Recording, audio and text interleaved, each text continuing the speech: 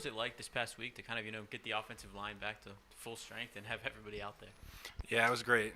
Kidwell's a big piece of our line. He's a great leader. It was good to have five of us back out there. A little bit of position changes, but back to normal. Feels good.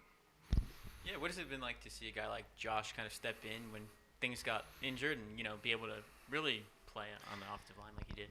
Yeah, I'm really proud of Josh. He's a younger kid, but he's playing like he's an older guy. So props to him. He's doing really well. So the offensive line kind of went through its own like bumps and bruises the last like 2 seasons and everything like that. But the one thing that everyone's talked about is how good that line is going to be in the future. Are you starting to see this trajectory that this O line can have?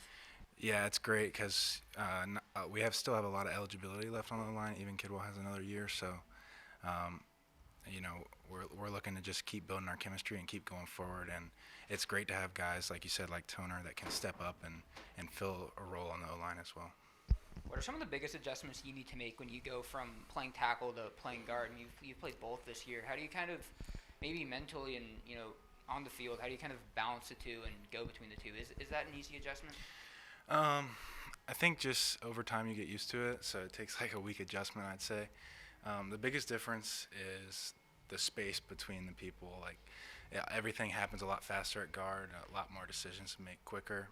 Tackle is a little more time to react and do stuff, so that's the biggest difference. And maybe talk about a guy who's been here a while, Kyle Davis. How have you been able to kind of how is he someone who's able to kind of garner respect in the locker room, even though he's maybe not on the field all the time, but he's snapping every time, and everyone I've talked to says he's able to kind of garner that respect, even though he's long snapper. Yeah, I think being the oldest person on the team probably helps. He's definitely very charismatic to be around, a good leader, so it definitely takes a good role in the team.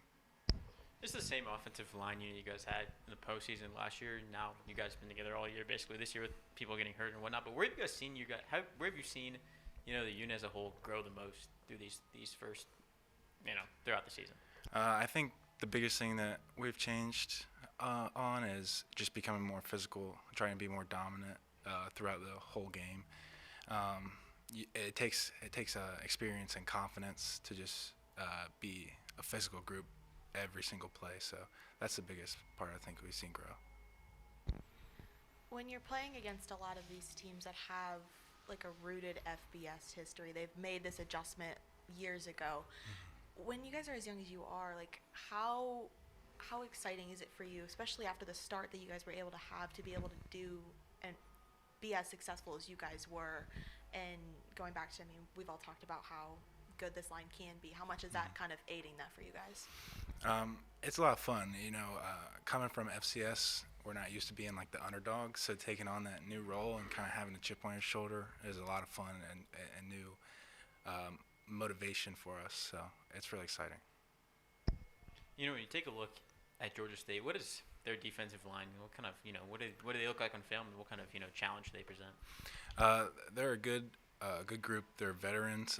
They're very they move a lot, so they do a lot of not really in your face aggressive, but moving around a lot. So it presents a challenge with all the movement and making sure we get everything right and knowing how everything fits together. So that's going to be the biggest challenge this week.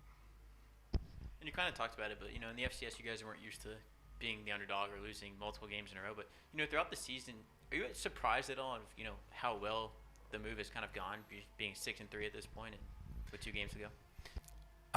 Not surprised, but definitely grateful for how well we've transitioned and how we knew how good this team can be, and it's fun to play against better competition every week, which makes us a better unit as a whole. So.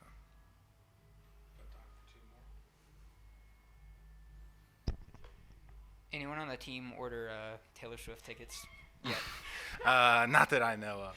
No. All right, we got time for one.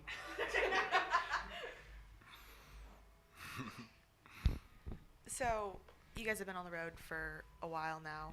Marshall was the last home game. You guys get these final 2 games at home. Knowing that these last 2 are going to be in the place that you guys know the most, how comforting is that for you guys to be able to end the season at this place? Yeah, it feels great to end the season with 2 games at home. Going on the road presents a challenge, just dealing with the new environment and behind the scenes, all the hotel and everything like that. So it's just nice to be able to know that everything's going to be smooth sailing for the rest of 2 games. And we're going to have great crowds already now. So it's just exciting to be home.